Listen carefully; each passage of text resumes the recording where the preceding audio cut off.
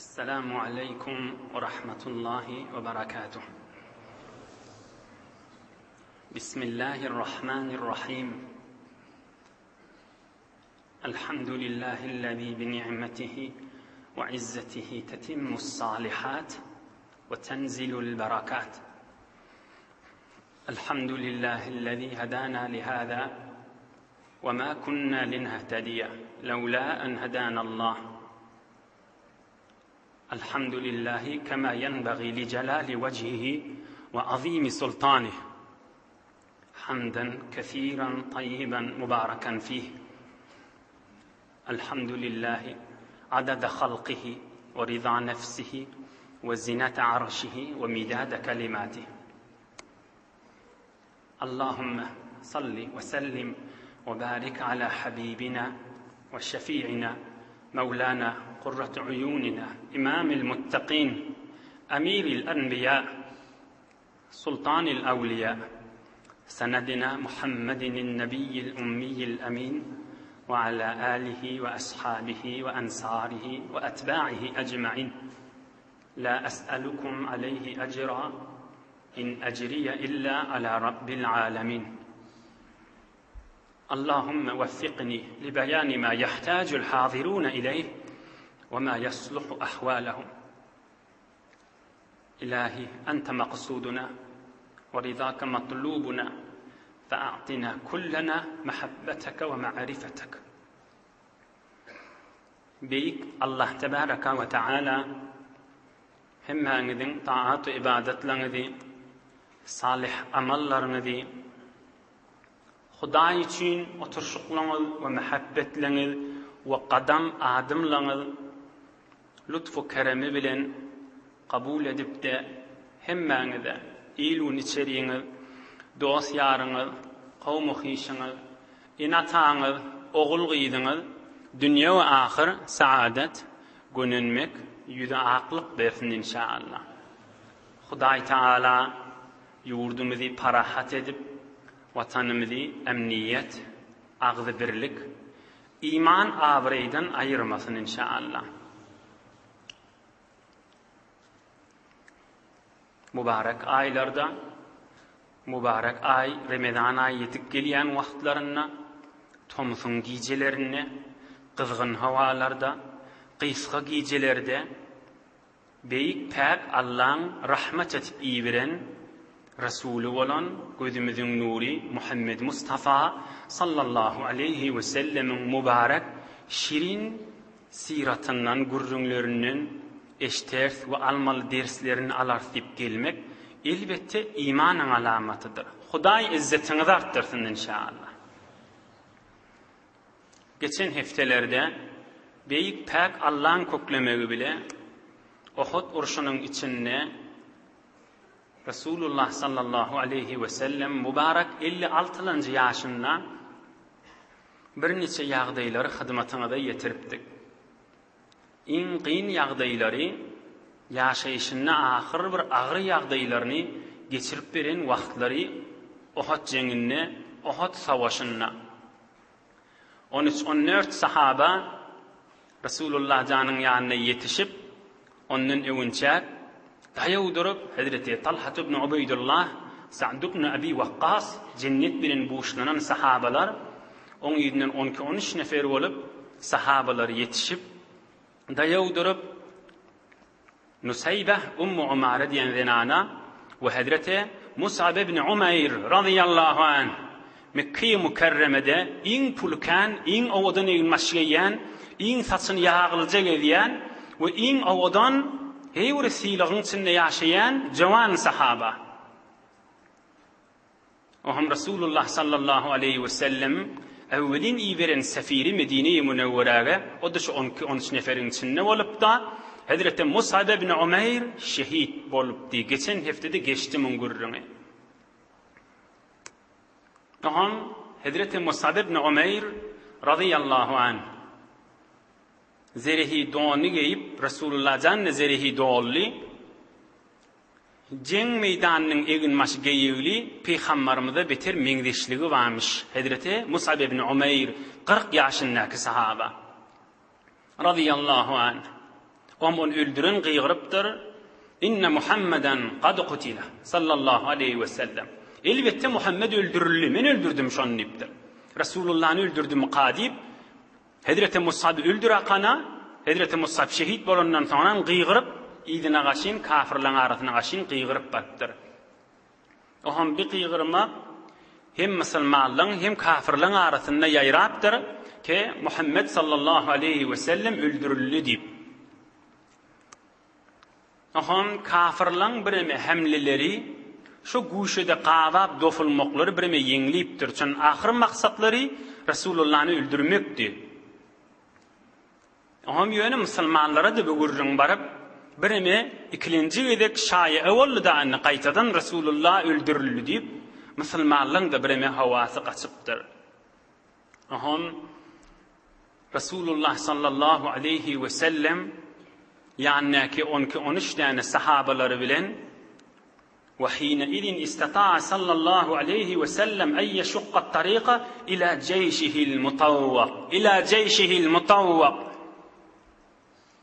bireme hamlele yengliptir Resulullah öldürüldü qadip.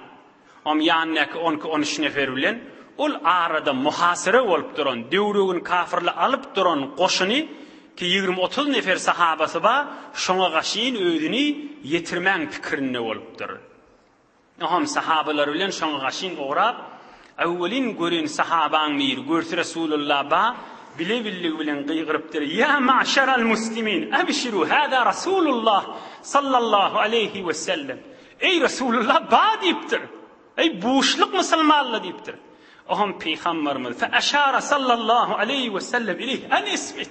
Hey kebleme gıygırma diptir. Kafirler de eşter diptir. Resulullah sallallahu aleyhi ve sellem. Sesin çıkarma diptir. Oham 30 tane dayav sahabalardan şol muhasara olup durulun yakirrağını barıp Peygamberimiz olar da Resulullah sallallahu aleyhi ve sellemin canı badığını, canının sağdığını görüp Resulullah canının daşını alıptırlar. İndi näçe nefer bolurlar? 30'dan ağıraq sahabalar bolurlar. Desla 2, sonra 13, 14, inni 30'dan känrak bolup hemmeti فَكَأَنَّهُمْ لَمْ يُسِبْهُمْ شَيْءٌ حِينَ رَأَوْ صَلَّى اللّٰهُ عَلَيْهِ وَسَلَّمْ سَالِمًا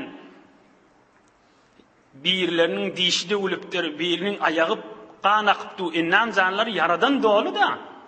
Onunla da Resulullah sallallahu aleyhi ve sellemin canının badığını görüp, hiçbir innamlarına yara düşmedik yanak bolup, hoş olup, Resulullah canın daşını alıp her gaysi bir kep bilen ya Resulallah nahri duna nahrika vecihi duna vecihika ya Resulallah men yüzüme bir dat değsin sen yüzüne değmesin men qoqurduğum men qursağım sen qursağından evdedu men qursağıma men qoqurduğuma bir dat değsin sana bir dat değmesin nefsi duna nefsika bana bir dat bolsun sana bir dat bolmasın ya Resulallah esselamu aleyke gayra muvedda ey tükünmez sağlık bolsun sana tükünmez Allah'ın selamı olsun sana bağımı sen diyen yal edip 30 nefer daha olup dayavlık bilen inni yine daşını alıptırlar inni ünkü ceng meydanın dislap Peygamberimiz sahabaların daşını alıp ceng başlamadı mı? Şu yağdayı kayta yine Müslümanların eline gelip barayan yağdayı. Emme ey mümin Müslüman doğulla, ey cavan dost, şu yağdayılan içinde bir vakıa olupdur. Qavqulağın geri, gözün aç, havasın cemedi. Şembe günü Uhud cenginin içindeşi. Näme vakıa olupdur? أقبل وهب المزني ومعه ابن أخيه الحارث بغنم لهما من الجبل Şu Uhud urşu bolup duqa Vahab diyen sahabaların biri yanında da doğun oğlunu varmış. 1 ay, 2 ay, 3 ay, 4 ay mı nozul koyun almadan süreyim, dovar almadan süreyim ol dağdamıştık. Yani bir ceng meydanının Uhud cenginin düyüp haberleri yok. Şol şenbe günü Uhud urşu bolan günü böyle dawarları bilen, koyun geçileri bilen Medine-i Münevvere'ye yetiptirler. Fevecede el-Medinetel Münevverete huluven. Görselim Medine hiç halvatçılık. Ama adamlardan soraktır. Hiç adamla görünmeyede deyiptir şu iki nefer. Fekalu bi Uhud haraca sallallahu aleyhi ve sellem yukatilul müşrikine. Onna Resulullah sallallahu aleyhi ve sellem ashab-ı kiram menen Uhud meydanına, Uhud dağın düğününe kafirler bilen çarşıptı deyiptirler. İnneş iki tane sahaba Hazreti Vehbil Muzani radıyallahu anh doğan oğlanı bilen näme derler? Feteraka el-agnâme. Malları vardığı, doğru vardığı yatlarına düşmendir. Şodur şuna mallarını hep verip cenk meydana kaçın gitiptirler. Feharaca hatta eteya en-nebiye sallallahu aleyhi ve sellem. Durmen bilir bir caylayın, durmen bilir qaimlayın, durmen bilir bir yerik getirin, durmen bir çoğuna tevil verin. Akıllan çaşıptırlar. Şodur şuna gidiptirler, cenk meydana kaçın. Aham Resulullah sallallahu aleyhi ve selleme arka oluptırlar. Görseli cenk meydanı, bile de taze nefes. Bile taze nefes bolup başı. Bilen hadir yadırlığı yok cenkden çürüyüm. Barakana koşulup, bile bilen kafirle bilen çalışıp, Resulullah canı arka oluptırlar.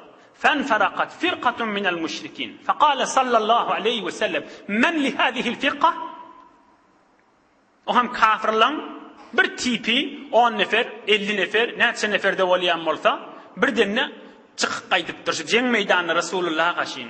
Oham Resulullah can haberdar olup duran bir geliyen guruh bir geliyenin önüne kim duracak deyiptir.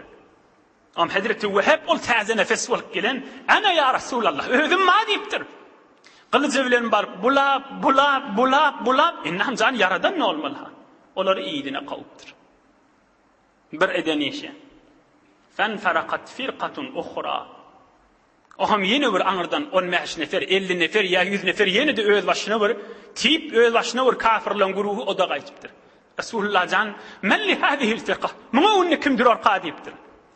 Hazreti Vehbil Muzani yanqilen tahda nefes ödüm ma ya Resulullah deyiptir. Mınne bilevilli bilen bulaşıp Kur'an zırhana salıp bularda iyidine qavup Resulullah qaşın qaytmağa icade bermeyendir. Aham üçüncü yeni bir şu jürek bir guruh yeni bir tip turuptur. Anırdan oğraptırlar Resulullah qaşın. Peygamberimiz aydıptır men yaqumu li haula'i bulara kim turacak qam deyiptir. Yeni de yankı taze nefes olup gelen hadir cenk meydanı ya adam adı Hazreti Vehb ana ya Resulallah deyiptir. Aham Resulullah sallallahu aleyhi ve sellem aydıptır kum ve ebşir bil cenneh. Ey Vehb tur cennet bilen boşluk sana deyiptir. Kum ve ebşir bil cenneh. Aham uğraptır Resulullah can dua ediptir. Allahümme erhamhu. Hudaya şu Vehbi öz rahmetine sallayıptır. Cenk meydanına malın epper qaydan ediyen hizmetlerini verdi. Aham Hazreti Vehb Resulullah'ın bu dualarını eşitip bile bilen kafirlerin içine girdir. Vallahi la uqilu ve la astaqilu. Edin işimden, edin mamulamdan malımı epperik gelip de Resulullah'ın evinde durup canım feda edip verin işimden nak öküna marniptir. Vallahi la uqil ve la astaqil. Edin mamulamda feshida marniptir. Ey Müslümanlar, bir yöne geçip var ya şu ürünlerden. Yöne karan hikaye olup var ya. Vallahi la uqil ve la astaqil. Oylum ekber qaydanımda Allah'ı.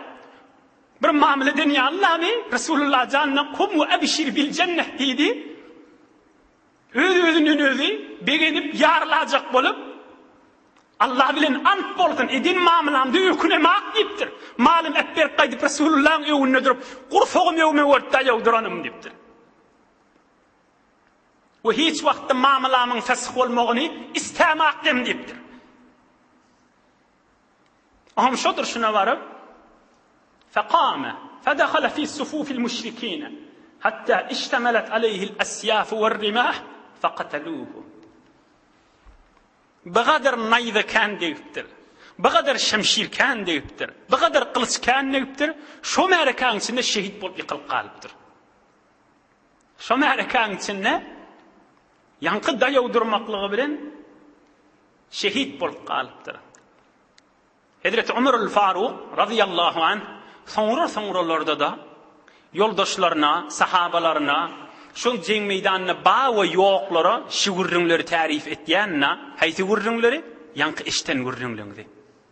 Hazreti Vehbil Muzaniň eden hytmatlaryny we şehit boluşyny döwregine tarif edip aýtýanmış. İnne ahabba meytetin amutu lima mata aleyha al-Muzaniyyu. Hudaýdan arzu ediyen, dileyen şol Muzaniň ölüp gitşýäne kafirlaryň naýdalarynyň arasyny ülasam da diýip hewesim känna men diýipdir. Şol Vehbil Muzaniň ölşýäne meni ülasam da diýip arzu çekýänmişdir. Hazreti Sa'd ibn Abi Waqqas Resulullah'ın ýanyna duranda ýa sahaba yankı Vehbil Muzani barada da aýdan kefa.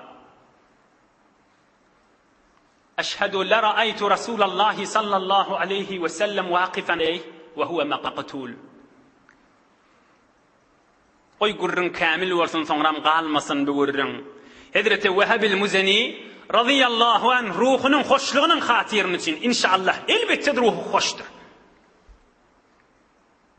Hazreti Sa'd ibn Abi Waqqas ahirki lehzede Resulullah'ın saklan sahaba näme diýe? Vehbil Muzaniň hytmatlaryny gözüm menen gördüm. Ve soňra jeň meýdany tamam bolandan soňra Resulullah'ny gördüm. Şol Vehbil Muzaniň cesediniň üstüne aýrylykly yatan şehit cesediniň üstüne barıp aýak üstüne dik durdu diýipdir. Ve huve sallallahu aleyhi ve sellem yaqul radıyallahu anka fe inni anka radin. Ey Vehbil Muzani, Allah senden razı bolsun. Men Muhammed senden razıdyryn diýip aýtdy diýipdir. Şoň üstüne var dik durup aýtdy diýipdir. Sa'd ibn Abi Waqqas gözüm menen gördüm diýip aýdy. Oham soňra Rasulullah sallallahu aleyhi ve sellem gördüm. Qama ala qadameyhi. Qulaqasyn. وقد نال صلى الله عليه وسلم من الجراح ما ناله وإني لأعلم أن القيام لا يشق عليه. من şonu bilýärdim diýipdir. Hazreti Sa'd diýär. Jeň meýdanyna öldürmädim diýär. Rasulullah hem ýadawdy we hem de innamynyň yarasy bady, dik durmany hali ýokdy. Onda da şu Vehb jaýlan tuqa, gafrynyň başyna dik durdy, şoňa syla gatyp diýipdir. وإني لا أعلم أن القيام لا يشق عليه صلى الله عليه وسلم. دكتور مقين يليعد ديبتر. أنه دا شما حرمت edip يعني برد إذا ما اللي والت خدمت يتشكيان أقبلب شان بيد بشيء دب أيوحسن الدرد ديبتر.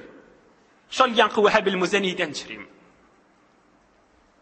أهم فمد صلى الله عليه وسلم على رأسه البردة فخمره. برياش الخطلي köýnegi barmışdyk, dologly parçasy barmışdyk. Ýa-ni Hazreti Vehbil Muzaniň Resulullah jan onu bir formda uzyllygyny edip kelletine gaşyn çekipdir. Hazreti Sa'd diýe, ol Hazreti Vehbil Muzaniň aýagy boş galdy. Parça yetmedi. Oham Peýgamberimiz bize buyurdy, "Fe jama'nal harmala." Sepent ýygnadyk. Üzerlik ýygnap parça da ýok. Lahadynyň içinde, kabrynyň içinde aýagynyň üstüne üzerlik koyduk ve diýdinden ýokarykda parçasy yetdi. Kefen hesabyna bolup üzerlik koýupdy, jaýladyk diýipdir. Cennet bilen buşlanan Resulullah'ın ýanyna daýaw duran Sa'd ibn Abi Waqqas näme diýe?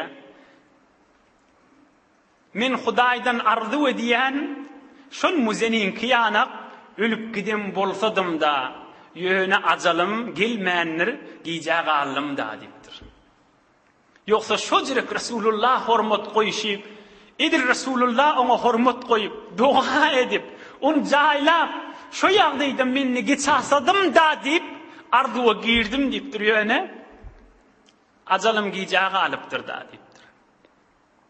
Inhe Uhud jeňini Hazreti Wahbil Muzani radıyallahu anh cennet bilen buuşlanan bir de sahabalan biri bolup gidipdir.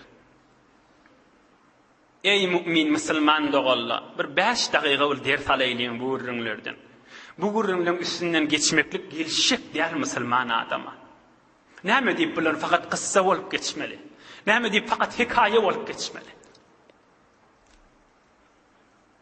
Awwelena on malny, dogorny oyun geçsin alıp gelýäkä äpberip gaýtşyny, özüniň wujdany, özüniň insafy, özüniň akly, belki özüniň imany ijady bermändir. Oyuna uýmenmeli Rasulullah da urşupdy.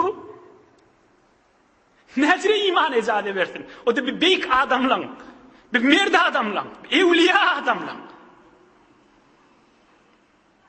Bilen imanlary ijady bermändir. Malı imde kön bolup beýdip şeýdip Rasulullah da kafirlik bilen çalşyp durmaly. Şodur şunu hep bir gaýtypdyr. Ahir zaruret mi bu? Bala hoşlugy Stein dersal.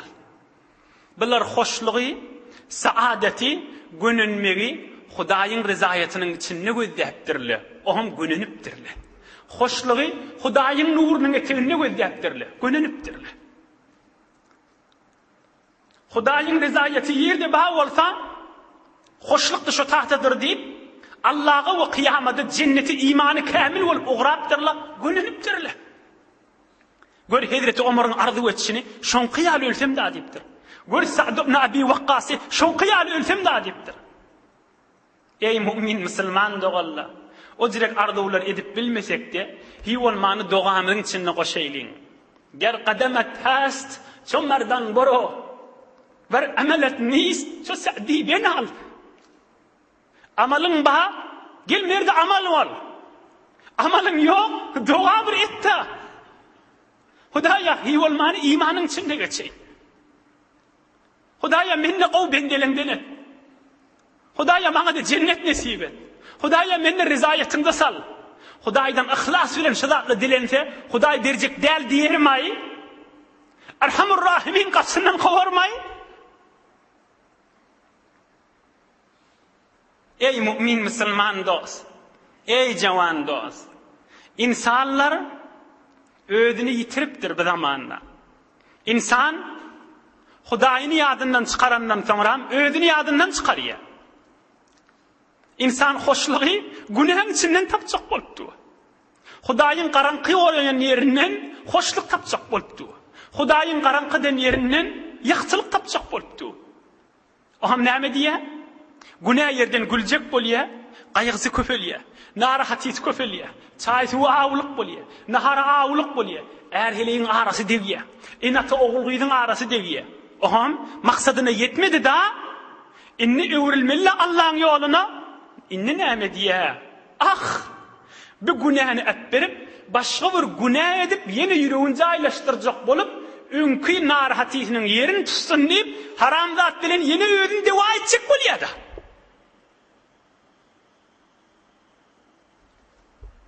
Meselen bir haram kepleşýäni varmış, haram sataşýany varmış, wefa görmeýär, nikah da ýok. Dälip barýar, bu kulli biwefalykdy görüpdir, ýyly ýok puç, inni gelmeli Allahyň gapsyna. Ýok, inni başga biri bilen ýene araşyk, ýene sataşyk, ýene kepleşyk, öňkü narahatymy ýuwsyn diýip. Öňkü dilmeter ýene derdi köpelýär. Hudaýyň ijazat bermedik ýerinden hoşluk tapjak bolmaly. Ey musulman dost, hiç kunci bidedu bidam nist, cüz bi halvetgah hak aram nist. Hiç kunci bidedu bidam nist, cüz bi halvetgah hak aram nist. Hudaýyň gapsyndan başga ýerde, Allah Taala'ny çağırmakdan başga ýerde, öz eýämizi çağırmakdan başga ýerde, beýik Allah'ın muhabbetinden ve rizayetinden başka yerde mutmain bol, hiç vakt hoşluk insanın tamam arameşi tapılamaz. Hiç kunci bidedu bidam nist, her deşvehir, her yana var. hoşluk tapacak bol, rahatlık tap bilmersin. Cüz bi halvetgâhe hak aram nist. Fakat Allah'ın halvetgâhi. Yuvaş açıktan içinden. Ya Rabbi, ya Allah diye keyif edersin. Aramışa şu vakti yetersin. Bu insanları öde, hoşluğu Allah'ın rızayetinden göddeyiptirler. 2 dakika yine aydın tamam edecek o ham. Şu vahdedeki dersi. Geçen hefte bir mi yoluk bolup qaldı. Ahirki vaktin içinde. O da näme? فَمَا بَكَتْ عَلَيْهِمُ السَّمَاءُ وَالْأَرْضُ وَمَا كَانُوا مُنظَرِينَ. Bik Allah Zülcelal'ın kelamışı. Suriye Duhan 25. paranın içinde. Kafir adam ölünne yerde ağlamadı, göğünde ağlamadı ona. İbn-i Kesir deyip bir tefsirimiz var. Şonna bir rivayet getirttir, şona ayda kana geçeyin üstünden. Ma mata mu'minun illa bekat aleyhi s-semâ'u vel ardu 40 sabahan. 40 sabahan. 40 sabahan. Her mümin Müslüman adam Allah'ın salih bendesi dünyadan geçenine, ölünne, ayrılanına şuna ibadet etyen yeri ve amal çıkyan göğünü, amal çıkyan yeri 40 güllep ağlayalı şuna deyiptir.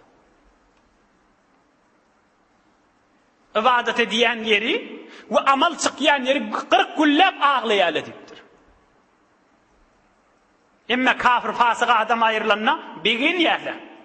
Yok olmuş, yok oldu bizim üstümüzde, fakat haram iş ederdi. Ve şu kaftan fakat haram çıkardı. Fakat günah çıkardı. Fakat Allah Teala'nın icazet vermedik rahatları çıkardı. Allah'ın kelamının içindeki gurrunlar şula. Hudayın rızayetinin içinden tapsak, Hudayın rızayetinin içinden hoşluk gözledik. Huday biz bilendir, yervün, ay gün, yıldız, öspüren yıl, hemmesi sana hoştur. Emme Huday Teala'nın qaharı gelse, yergün, ay gün, yıldız ve Huday'ın dostları hemmesi qahardadır. Ey mümin, Müslüman doğun, şuurun, deslap aytyanın özüne, ve sonra siz doğulları hakikat bir nasihat gurrun elbette saklamak gerektir. Geleyliğin Resulullah canın mübarek yağdayınna gurrunlara.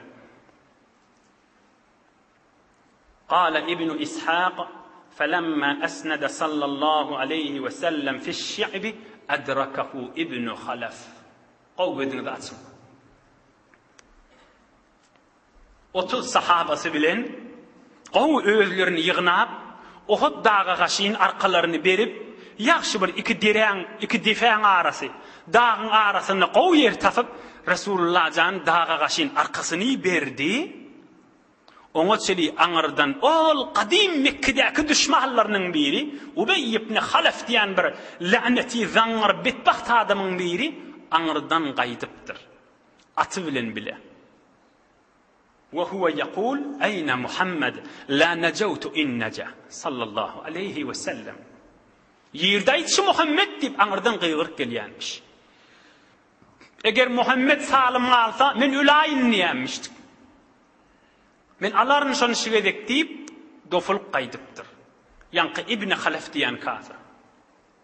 Faqala al-qawm ya Resulallah ayatifu aleyhi raculun minna. Ya Resulallah izadamı bizim birimiz şon evine çıkıp helak edeyil şonu deyiptir. Ey Müslümanlar, Resulullah'ın yağdayı. Aňyrdan geliye ya Resulallah näme maslahat deyipdirler. Resulullah näme diýse gaw? Da'uhu zat diýmen gaýtsyn bärrak diýipdir. Falamma dana tanawala Resulullah sallallahu aleyhi ve sellem al-harbata min al-haris. Bärrak gelsin şo diýipdir. Bärrak geliberenne harisin eline neyzan alıp Resulullah'ın öz galypdyr ýokary. Falamma akhadaha sallallahu aleyhi ve sellem intafadatan tatayaru an. Resulullah'ın öz eline neyzetini alıp şoňa gaşyn ogranna sahabalaryň öz basılıp kenara gaşyn sowulu etdirler. Gaýsyn bärrak diýipdir. Elini naydasını alıp, şoňa gaşyn birden uğrap, Rasulullah'dan şoňa gaşyn gowy gözläp, o da zerihi dolly, demirden donu varmıştık. Kellesinde de demirden kula ahanisi varmıştık. Birce yerinden vurup bolýa, kellesindeki demir don we geyip duran demir donun arasından azıcık bir sant ya boljak şoň arasından bokurdağından vurmaly. Rasulullah doğru şoň arasını nişana tutup fata'anahu fiha ta'natan tadahraja anha. Bile-billigin ewlek barıp şoň belläpdir. Doğru bokurdağının gatdandan ýaryp geçipdir. O da atından toğulanıp yere gaçypdyr ýanky betbaq. Oham aňyrak göterip alyp gidipdirler. Oham ýanky Ibn Halaf aýdypdyr. Bir gurrun mada näjere Rasulullah özi göterip aryk neyzan diýip özi belläpdir. Bir gurrun ba bolmaly bolýamyň içinde. Oham aňyrak göterip alyp gidellerine ýanky betbaq Ibn Halaf aýdypdyr. Qatalani wallahi Muhammedun sallallahu aleyhi ve sellem. Meni Muhammed öldürdü diýipdir. Oham kafirler aýdypdyr. Zahaba wallahi fuaduk. In kana bika ba's. Sana zat bolmady ki bir azajyk yara boldy. Gorkak näme gorkýan diýipdir. Onna Ibn Halaf aýdypdyr. Ýok, o jere däl diýipdir.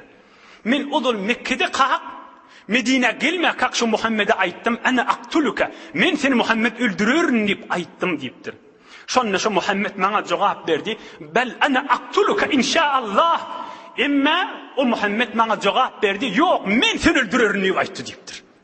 Muhammed'in aydan kefini yalan görmedim şu mahaleseli diýipdir. Şu yara bilen meni öldürür şu adam diýipdir. Tekrar edeyin. O da Mekke'de Muhammed baka sallallahu aleyhi ve sellem men şu Muhammed'e aýdypdym. Men seni öldürürüm diýdim. Ve sonra Muhammed de bana aýtdy. Bel ana aqtuluka inşaallah. Belki inşallah men seni öldürürüm diýip aýtdy men ýüzüm gözläp diýipdir. Şun kefinin yalanı yok diýipdir. Şu yara bilen men ölamasam boljak diýipdir. Famata aduwullahi fit-tariqi ve hum qafilun bihi ila Mekke'tel mukarrama. Hol jeng meydanından soňra öwürlüp ýydy barýa qala ýolludy ürüp galdyr ýanky betbaxt şoň bilen. Ey mümin Müslüman doğallar. Ne kadar biderek zat, ne kadar şum zat, ne kadar teleke zat. Adamın bir düşmanı olmalı. Şu düşmanın da Hudaýyň dostu olmalı.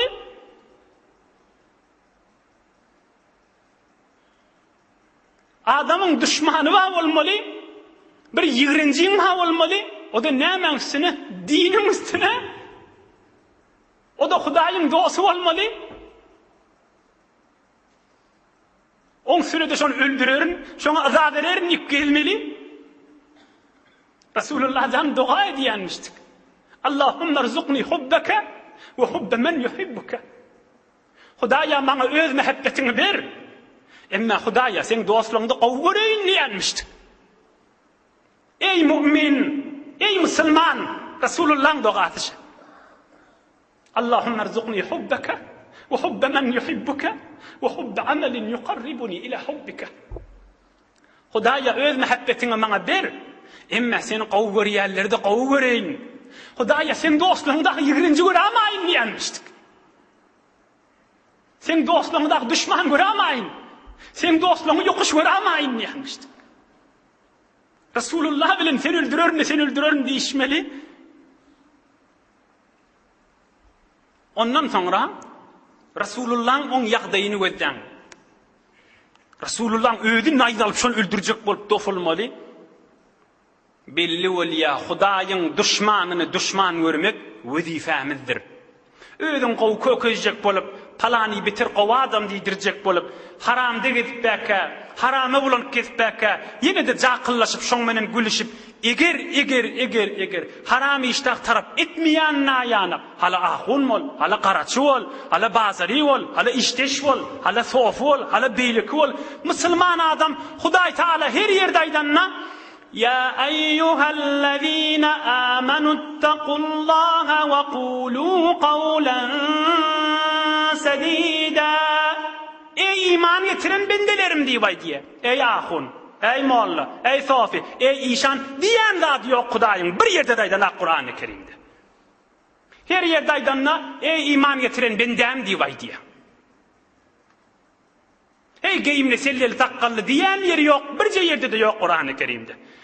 İman getiren bendelerim diye ya Huday Teala. Resulullah'ın özden ne kadar mihribanmıştık, ne kadar raufur rahimmiştik. O dollarda geçenler elinden çağa tutanla göversene elin diyemeyenmiştik. Çağa tutup elinden tutup aylaver yenmiştik Medine'nin köçelerine. فإذا انتهك من محارم الله تعالى شيء كان من أشدهم في ذلك غضبا. İmme hürmet saklamalı yerde taraf hürmet saklamasa, Hudayın hürmetini saklamasa, en qaharcan adam bolýarmışdyk.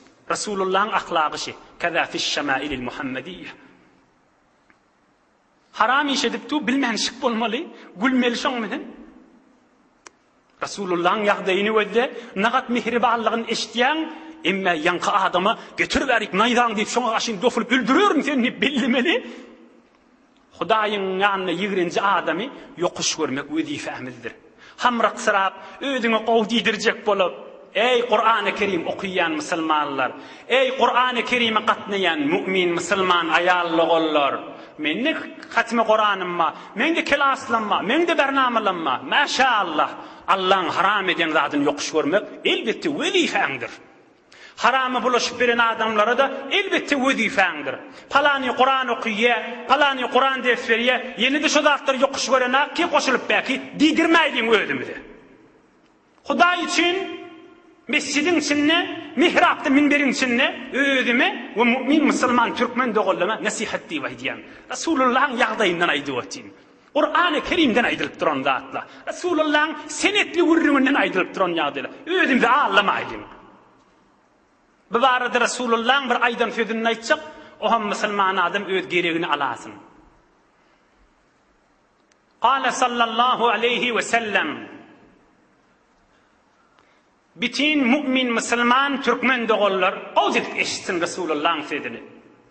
Ahunna aýtýada, ahunyň aýdan kefidel, ahuny özünden aýdyrýaly ýagdaýy bolmaz ahunyň. Resulullah'ın sözünü eşitin. İnnallaha Teala awha ila Cibrail ala nebina ve aleyhissalatu vesselam en yakhsif bi qaryati kaza. Hudaý Teala Cibrail feriştäge bir wagt wahy edipdir. Ey Cibrail, palan owany yer çektir şu taýinlipdir. Palan owany yer çeksin dipdir şu taýin. Yani helak bolsun, azaby insin şu taýin. Cibrail ferişte aýdypdir. Ya Rabbi, inne fihim fulanan el-abid. Ey bar Hudaýa, muňçy ne olur? Tesbihhaneyen, namaz okuyan, qowzadan maki dipdir. İnne fihim fulanan el-abid. İnne fihim fulanan el-abid. Onun için falan can maki dipdir. El tesbihlice, Allah'ın çağırıp duran, namazı edip adam maki olan içinde dipdir. Onun menen bile sorman mı dipdir. Fekale Teala, bihi fettek. Deslap şonu başla diptir Hudaý Teala. Bihi fettek. Yer çekenle deslap şonu çeksin diptir. Näme diýäkam o adam? İnnehu lem yetema'ar vejhuhu fiyye yevmen qattu. Ravahul Beyhaqiyyu fi'ş-şu'ab. Şu sofy diýen adamın ömrüni bir gedek haram iş edip duqala, haram iş edilýän işi görüp, haram iýilýänligini görüp, haram keplenýänligini görüp, bir gedek ýüzi saralyp, Hudaý üçin qaharlanan zady ýokşoň diýipdir. Özüni gowy adam diýdirjek bolup, hamrak diýdirjek bolup, hiç bir günah edip duqa, häzir bir ýüzi gözüniň rengi ütken zady ýok diýipdir. Teslap şonu çekdir diýipdir. Oglan gurrun maýşyla bilmenşik bolup özüň allamaly gurrunlamaýşyla ay halk ay bir zat diýip gesiramal gurrunlamaýşyla innehu lem yetema'ar vejhuhu fiyye yevmen qattu. Häzir güni çeli bir gedek Hudaý üçin şoň ýüzi saralmady, qaharlanmady. Narahat bolmady diýipdir. Senetlice gurrun öýde. Resulullah'ın aýtyp dofulşyny öýde ama durun zat diýmän bärrak gelsin şo diýipdir. Bärrak gelen aýdan alakan özü ugrapdyr. Dogry bokurda ondan iki demirin arasından nişanı tutup bellep kaptandan yarıp geçip durardı. Hudaýyň düşmanını düşman görmep, bu zamanna bizirek hoşluk boljakmy? Bizirek zatlyk boljakmy? Dogry aýdýan, din gürrüň, muhabbet gürrüň. Din gürrüň, hoş ahlaklyk gürrüň.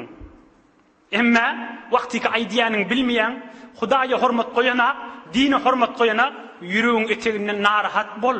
Ogrynça bir doga edip. Hudaýa tawfiq hidayet berdi, narahat bol.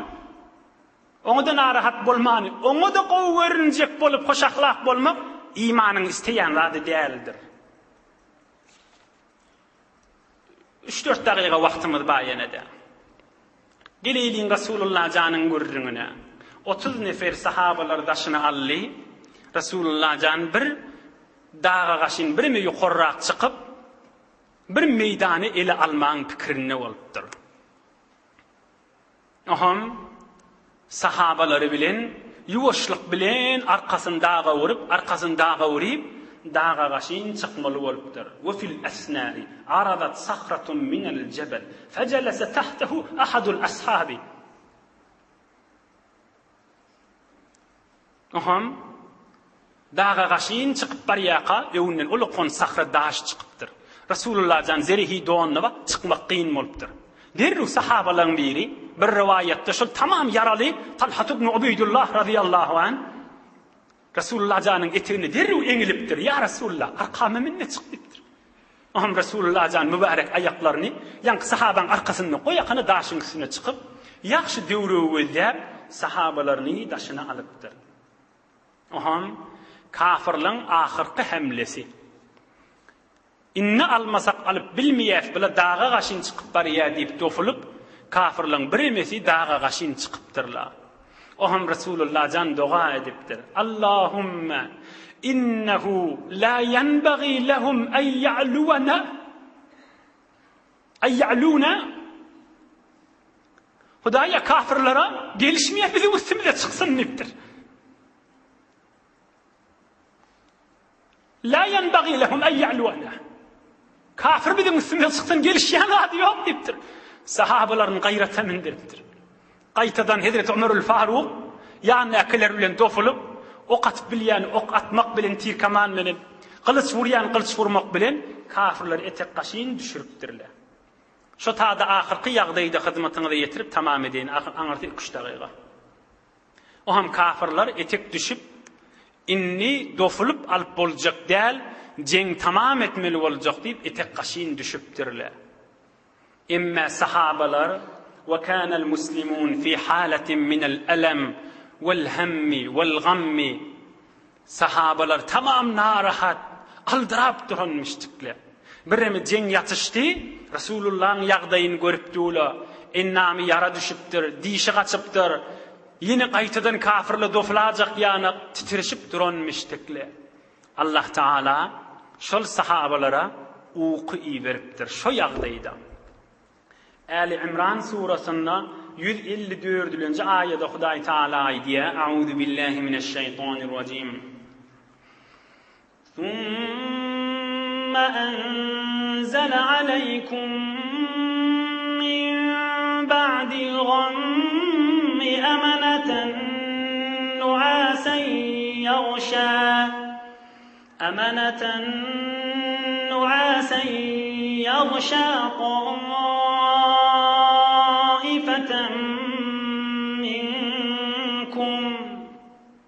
ثم أنزل عليكم من بعد الغم أمنة نعاسا." Hudaý Taala şo ýagdaýda mu'min bendilerini bir jaýyllyk, bir rahatlyk bolsun diýip şolara uky beripdir, irkilmek beripdir. Sahabalar şo duran ýerine özüleri irkilip, elinden kılıçları gaçyp, sahabalar biri aýdýar: "Men şu 30-40 neferiň içinde bardım. Elimden kılıç gaçýar, oýanýan alýan, ýene gaçýar, oýanýan alýan, irkilip özümizden hemmemiz ýatyp galdyk" diýipdir.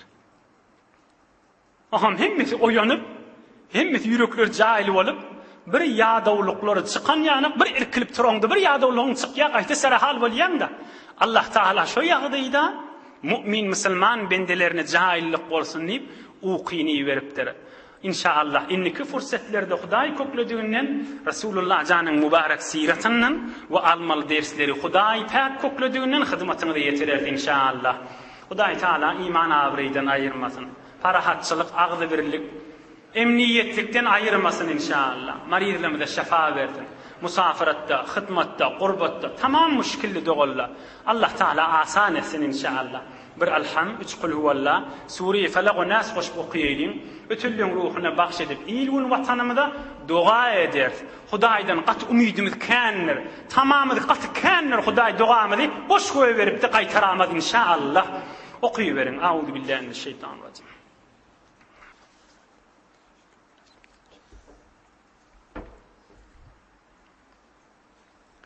سبحان ربك رب العزة عما يصفون وسلام على المرسلين والحمد لله رب العالمين. مريضımız vadiptir. Kur'an-ı Kerim hatmettik Resulullah canın Hulefai Raşidin, ashab, ümmet İslami bahşetmeli. İyilun vatanımda dua etmelidir. Ahmed Ahun namla ilahi amin. Amin ya mucibed da'avat. İlahi amin. Şehre feragiden. İlahi amin. İlahi amin. Kabuldur inşallah duala. İyilun vatanımız içeride daşardaki hemmelerini dua ediyor. Amin ya mucibed da'avat. Amin ya erhamer rahim. İlahi amin. İlahi amin. İlahi amin. Amin ya mucibed da'avat. Amin ya erhamer rahim. İlahi amin. إلهي آمين آمين يا قاضي الحاجات برحمتك يا أرحم الراحمين. ما شاء الله خيرات.